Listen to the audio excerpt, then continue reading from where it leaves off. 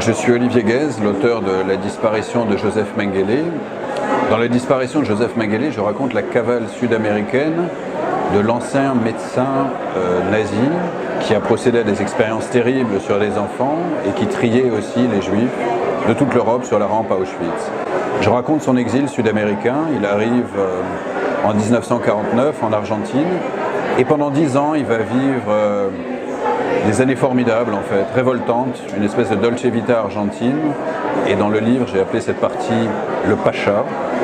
Et puis à partir du moment où Eichmann, les deux hommes se fréquentaient, Eichmann qui était le grand ordonnateur de l'Holocauste, à partir du moment où Eichmann est enlevé par les Israéliens en mai 1960, sa vie va basculer et va sombrer littéralement dans une espèce de folie, de paranoïa, d'hyper-solitude. Et en fait, Mengele, pour survivre, va devoir disparaître, mais en disparaissant, il va mourir bien avant son décès sur une plage brésilienne en février 1979. La disparition de Joseph Mengele, c'est une espèce de chute terrible pour ce criminel, et même s'il n'a jamais été arrêté ni jugé, sa fin de vie a été absolument pathétique. Il n'était même jamais véritablement recherché, en tout cas pendant les 15 dernières années de sa vie.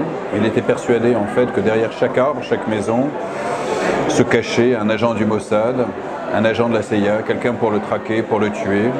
Et sa fin de vie a été terrible. Moi, ça fait plus de 10 ans que je travaille sur les thèmes de l'après-Seconde Guerre mondiale. Donc j'avais travaillé sur les victimes, et là je travaille sur un criminel. Et donc j'ai énormément lu, je suis allé en Bavière, à Günzburg, dans sa ville natale, je suis allé en Amérique du Sud, à Buenos Aires, en Patagonie, j'ai découvert une ferme où il a vécu pendant plus de 10 ans, avec une terrible famille hongroise. Et à partir de tout ce gigantesque matériau, en fait, j'ai sculpté un texte littéraire. Et donc je revendique la notion de roman, mais c'est un roman de non-fiction. Donc à partir d'une histoire vraie, j'ai tenté de bâtir en tout cas un texte littéraire. Il y a une espèce de mystère Mengele.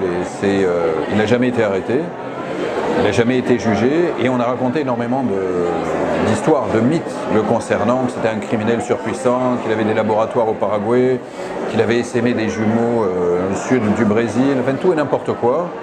On l'a vu en Égypte, en Grèce, en Espagne, enfin dans le monde entier. Et j'ai voulu savoir premièrement si la vie l'avait puni, puisqu'à Eichmann on connaît la fin de l'histoire, elle est assez claire, il y a beaucoup de choses sur Eichmann.